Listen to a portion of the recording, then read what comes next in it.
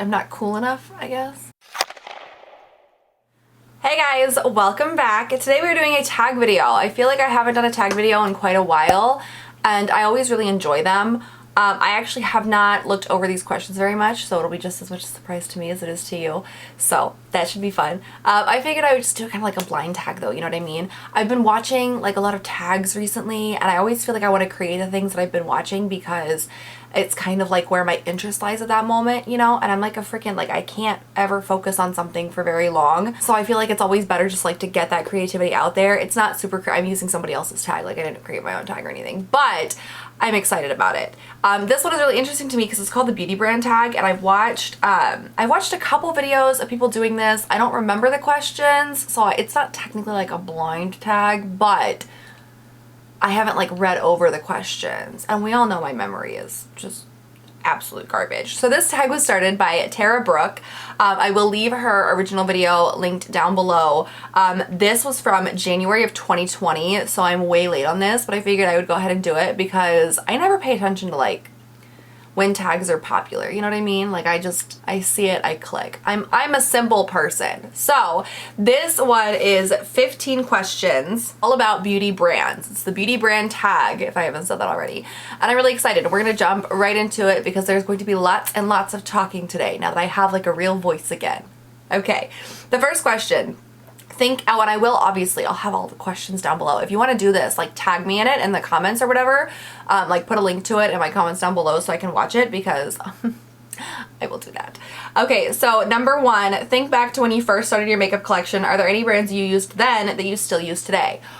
Okay, Urban Decay and Too Faced were definitely like on the more popular side of like so those were high end back in the day.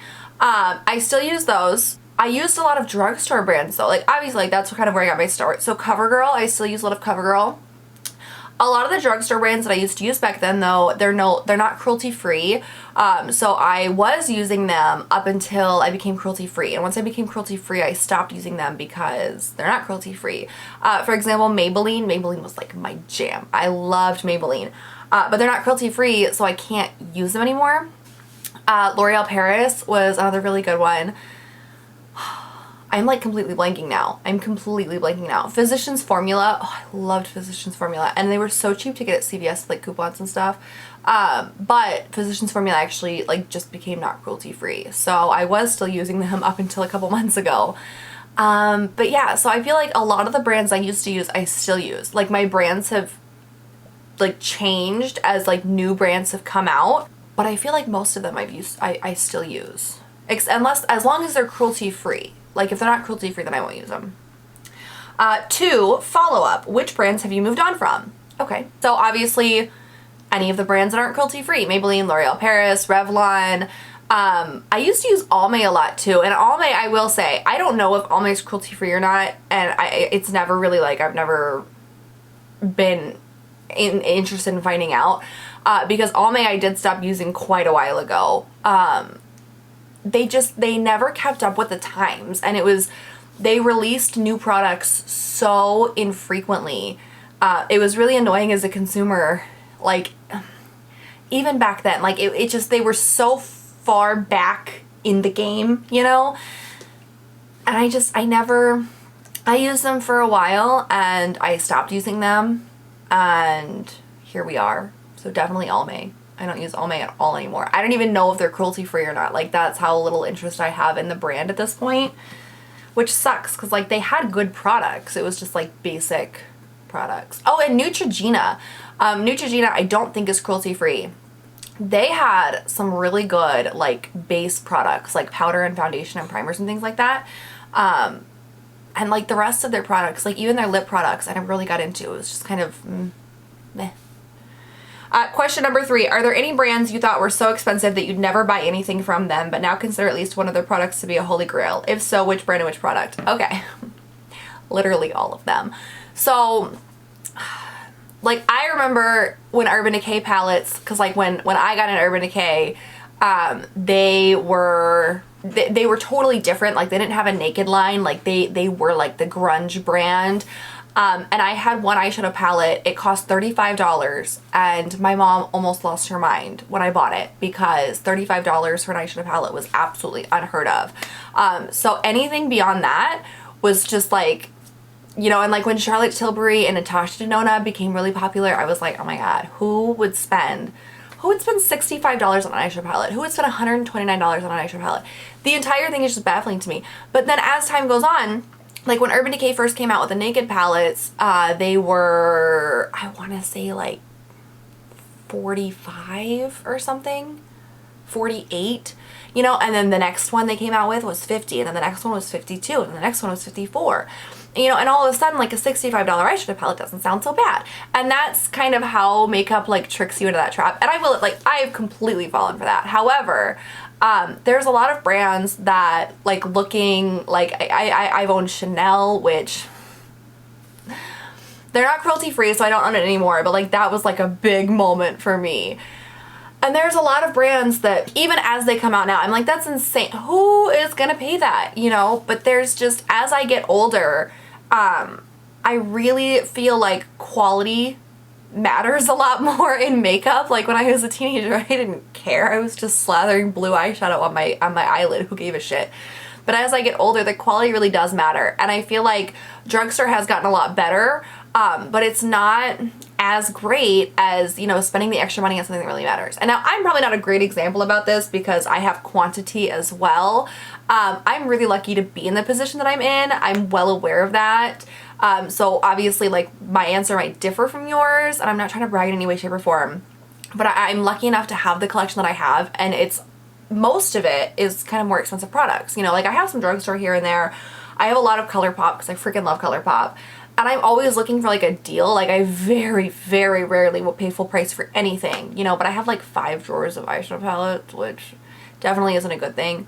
I want to say all of the brands, every one, except for like Drugstore brands, I've always had that internal monologue with myself. And then at some point in time, I've purchased something and I've been like, oh, okay. Like the Charlotte Tilbury Hollywood Flawless Filter was probably, like that was my first Charlotte Tilbury product because everyone raved about it, and I finally bought it and I paid full price for it, and it was so good. And I used the entire bottle up, and I really want to get another one, and I haven't yet, and I don't know why. So like all of them, you know, there's always, anytime you see something really high priced, I feel like I have like that internal monologue with myself. It's much easier for me to like swallow that if I can find a good deal on something, and then I get hooked. So that was the issue with Natasha Denona. I got good deals on a couple of her face palettes, and then I was like, oh, well, let's try out these eyeshadows. Okay. Question number 4. What is a popular brand that you've never tried and don't think you ever will, and why? Ooh. I honestly, I mean, so like obviously there are popular brands that are non-cruelty free, and I won't like try those. Rare Beauty maybe. I know that like a lot of people are going crazy about it. And the products just seem so tiny. Like, I like the concept. I like the shades. Like, the whole thing looks really nice. The reviews I've seen are kind of mixed, though. And the products, for whatever reason, just look like super teeny tiny products. And I just...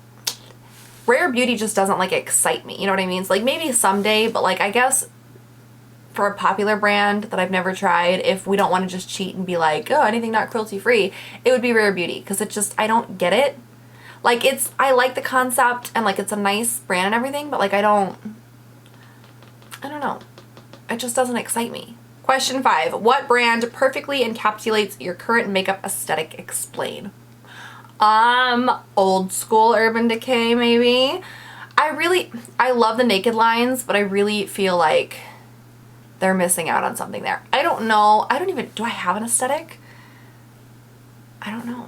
I don't think I have an aesthetic. I'm just kind of like, my aesthetic is chaos, you know? So like, I use such a wide range of like brands and products and like shades and everything that I don't really think there is like one brand that really nails it on the head.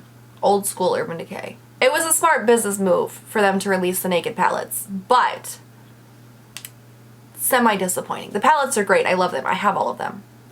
Still semi-disappointing because I know their roots and where they came from. 6. Are there any brands you haven't wanted to try purely because you don't like their packaging? I don't like a lot of Tarte's packaging. I've tried Tarte. I love Tarte. It's a really good brand. They get really good products. I don't love their packaging though. See, and this is where I struggle, like aesthetic wise, because I love Charlotte Tilbury's packaging because it's sleek and it's gold and it's pretty. I love Too Faced packaging because it's young and it's colorful and it's fun. I love Urban Decay's packaging because it's always like eye-catching, right? But they're all like vastly different packaging. I don't like Natasha Denona packaging. It's so plain to me.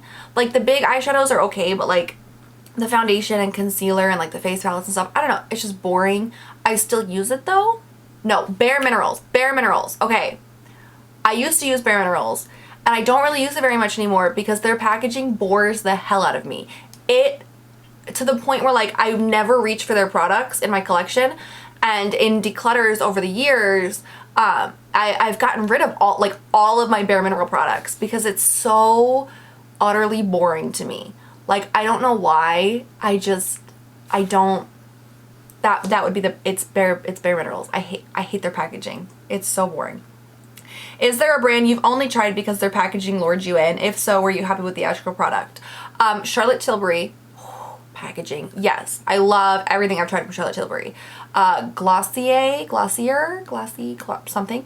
Like that kind of cool girl, like pink and white vibe. I've tried the makeup remover. That's the only thing I've tried from them. And I loved the makeup remover, but that packaging is something like, I don't know why that packaging excites me as much as it does, but it does. And I liked that. I actually just got in the mail a couple days ago, like a little sample of the Glossier perfume. The, what is this? Glossier. I don't even know how to say it. And oh my God. If this is not, I'm hoping that they have like a Black Friday sale or something so I can pick up one of those perfumes. And speaking of which, do you guys want to see a Black Friday haul? I feel like I've done a lot of hauls lately, but like, it's shopping season. You know what I mean? I don't know. But let me know if you guys want to see a Black Friday haul. So yeah, Glossier, Charlotte Tilbury, Eau de Juice. It's a perfume brand. So this is what the perfume bottles look like. They're made by Cosmopolitan, the magazine, and it is a cruelty-free perfume brand, and the perfumes smell phenomenal. But the packaging of the perfume bottles is like little, like half-crunched juice boxes. And this was so cute that I ended up getting like samples or something, and I freaking love them, and now I'm on like a mission to collect all of them, and I think these are on sale for Black Friday, so I'm coming for you. But they're so adorable. So this is a brand that literally only intrigued me because of packaging, and I just got really lucky in the fact that they are a cruelty-free fragrance company, which is decently hard to find. Question number 8. Some would say drugstore and mid-range prices are starting to overlap. What drugstore beauty brands are guilty of making this happen, and what are your thoughts on rising drugstore makeup prices? Okay, what beauty brands are guilty of making this happen? Like all of them, aren't they? So I don't follow drugstore makeup a whole lot because a lot of the big brands aren't cruelty-free. Like CoverGirl is, but like Maybelline, L'Oreal, Revlon, Physicians Formula, they're not. So I don't follow, cause like when I go to CVS or Fry's or whatever, that's mainly what they have. Like they're starting to get more brands in, which is really great, but like that's primarily what they have. So I've kind of started to like ignore the drugstore brands unless I see it online, and then online, like I'm not really thinking about it as a drugstore brand. So I don't really know, cause I don't pay attention to the pricing anymore. But from what I remember when I wasn't cruelty free, all of them, like Maybelline shit was going up, Revlon shit was going up, L'Oreal shit was skyrocketing. And I think that's, I mean, all of them. What are your thoughts on rising drugstore makeup prices? So the quality is going up, which is great. However, drugstore makeup prices go up, and then the mid-range prices go up, and then the luxury prices go up, and it's like this ladder effect. And so obviously I'd prefer if the prices remained, like I shouldn't pay $15 for a drugstore lipstick when I can get a MAC lipstick for, what are they now, 18, 20, something like that? I don't know. Like it shouldn't be that close to me though, you know what I mean? Like I should be able to buy a drugstore lipstick for $8. When the recession happened in 2008, I don't know if I'm aging myself here, but when the recession happened in 2008, lipstick sales in the drugstore skyrocketed. And they did that because women would spend the $8 on a lipstick, typically regardless of financial situation, but they would spend the $8 on lipstick as a pick-me-up because it was such a cheap treat. And part of me hates that for just societal reasons. But then the other part of me is like, well, if we raise the prices, like that's no longer a cheap treat, you know, now it's an investment piece. And especially like, you know, for me, part of the whole premise of Drugstore is I know so many people who like started out in drugstore makeup as teenagers and then moved on to higher end brands as they were adults. Most of the higher end brands are like Dior and Chanel and stuff like that. But even, you know, like the mid-range brands now, like that's primarily what I like to focus on is mid-range. But I feel like when the prices for the drugstore products skyrocket, it's no longer just a nice treat. It's no longer a way to be able to try to figure out a lipstick shade and not spend a fortune. You know, what happens when you've got these teenagers who want to buy, you know, affordable makeup to test things out and test shade ranges out and things like that. But now it's no longer affordable. I don't like it. I don't like raising prices or anything, but I really don't like that. Question 9, with an anti-consumerist mentality starting to take hold in the YouTube beauty space, are there any brands you still feel a loyalty towards? And if so, why? Simply put, can you be anti-consumerist and have brand loyalty at the same time? I think that depends on what you mean by like brand loyalty. Like, if you're talking about brand loyalty being like buying every single product that they put out because you're loyal to the brand, then no, because that's just not smart. You need to make sure you're at least going to use a little bit of it. Like, my whole goal is to use stuff that I have, obviously with it being Black Friday season and Christmas and everything, my collection is going up. There's a lot of new holiday releases, there's a lot of sales, so up we go. But my whole goal is to not be as focused on new releases and, you know, use the stuff that you have and enjoy the stuff that you have, and like new stuff is cool. Yes, like I still get subscription boxes. There is a lot, like I still get a lot of new makeup, but I always try to make sure I'm using like my older stuff too, and it's not just like sitting there, you know what I mean? So I don't know, I mean, I probably couldn't be considered anti-consumerist because I love shopping and I love buying new makeup and I love trying new makeup. I just also love using the older stuff, if that makes sense. It's like, I like project panning, but I also like buying new eyeshadow palettes. Like I project pan and buy new eyeshadow palettes and it kind of evens itself out in my eyes, I guess. I don't know. As far as brand loyalty goes, I wouldn't consider myself loyal to any brand. It's a brand. It's not a person, it's a brand. The brand does not care for you. So there are brands that I favor, Urban Decay, if I haven't made that clear yet. But if Urban Decay did something absolutely horrific tomorrow, I would be okay. Like, I might be a little bit sad about it. I would have considered myself brand loyal to like Benefit before I became cruelty free, and I was really sad about that because I loved their boxed blushes and their face palettes and their foundations and their brow. I loved everything. Benefit was probably one of the bigger parts of my collection. And when I became cruelty free, I ditched it all. I handed it all out to my friends and my family, and I haven't purchased anything Benefit since then. I think you're always going to have like a subgroup of people who are very interested in new releases, especially as like the teenagers we have now get older. And I think you're always going to have a subgroup of people who are tired of consumerism as a whole. And I think that they're probably always going to even each other out, balance each other out. So you really just have to look at what you want. As far as myself goes, I don't really like the term brand loyalty. So I don't really know how to answer that. All I know is like my whole point of all of this is like makeup is supposed to be fun. You know, I'm not stressing out about how much brands are releasing. I'm not running out and buying everything as soon as it drops. I'm buying the things I'm interested in. I'm trying to get good deals when possible. I happen to be interested in a lot of things. You know, and then I'm using the stuff that I have. And I feel like I have like a decent amount of empties. Ideally for myself, and so I feel like that makes it a little bit better though, and I have a lot of pans in my palettes and things like that, and I'm using what I have. And so for me, like, that's kind of,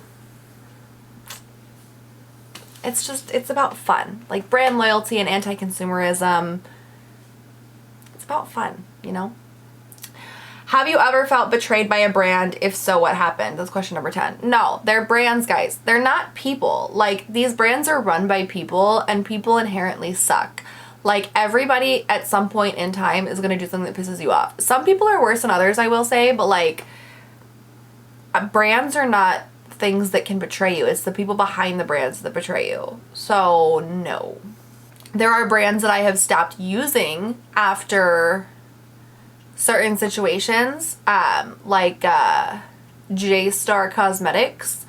But I still don't feel betrayed, like, by the brand. I don't feel betrayed at all. Like, it's, you know, I have learned things about the people behind the brands, and I don't choose to support that, so here we are.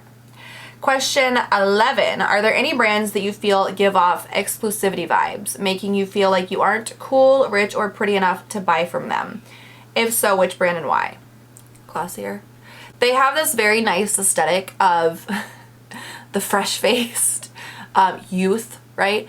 I'm definitely not their target market, right? Because I do like a full face every day, and it's typically more on like the glamish side. It's a lot of products. I like the matte skin, the dewy, whatever.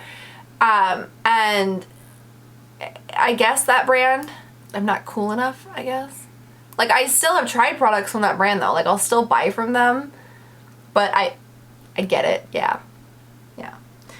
Question 12. What's worse, choice fatigue, exhaustion from too many makeup releases, or a lackluster quarterly launch from a brand you're typically excited about? Okay, when I first got into makeup, there was no new releases year-round. There was no fast makeup. The most we got were like quarterly releases from brands, and how exciting were they?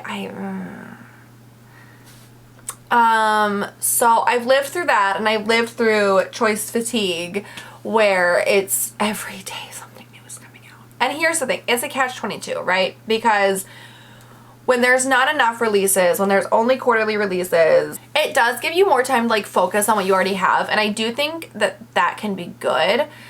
But I feel like choice fatigue, like, you kind of have to look at yourself. Like, do you want a big collection? Do you want a small collection? If you want a big collection, like myself, I really like having a big collection because I like having like choices and things like that, and I like trying out a whole bunch of different stuff.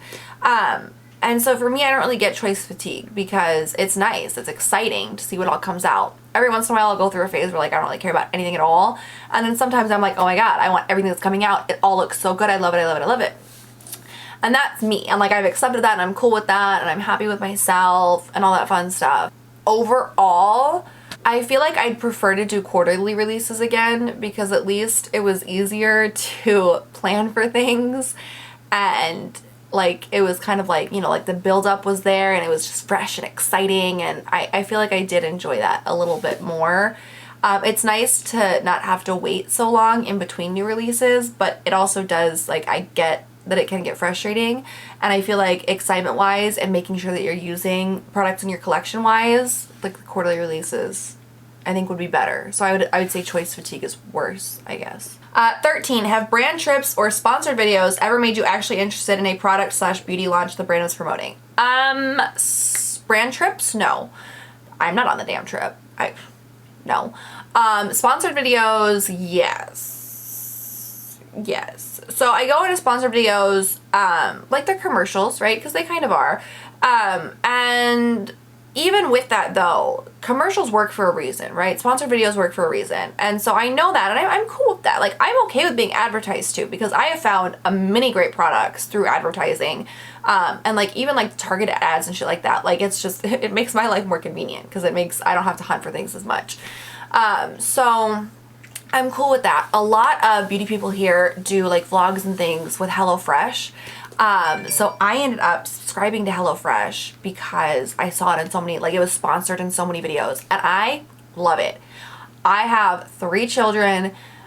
Meal planning is atrocious. I hate meal planning. Like, I am so indecisive when it comes to like food and dinners and things like that, and grocery shopping for it, and there's so much food waste, and HelloFresh just delivers everything in a nice little bundle. And there's a lot of waste, but most of it's recyclable, which I'm cool with. And it's so convenient. It's ended up being cheaper for us than than throwing out all of the food that we were throwing out when we were like meal planning ourselves, because we just had to buy such large quantities for such a little amount needed.